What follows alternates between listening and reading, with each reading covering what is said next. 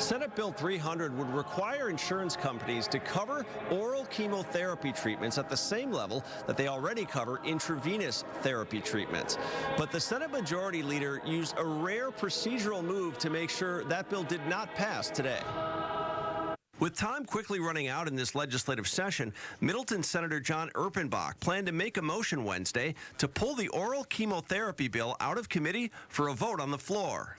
And then found out that it's scheduled for a public hearing, so that's why it wasn't possible to make a polling motion from committee.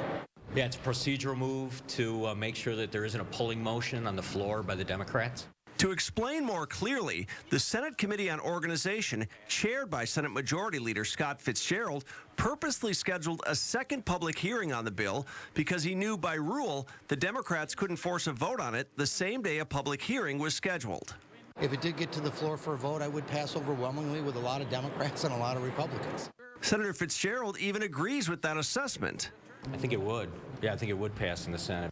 So why did he stop it?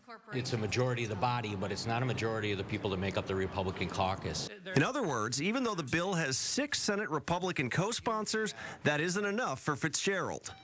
You know, that's certainly a consideration, I think, and any time you make a decision on whether or not you're going to move a piece of legislation is how do the members of your own caucus feel about it. Even the bill's lead author is a Republican, but her hands are tied.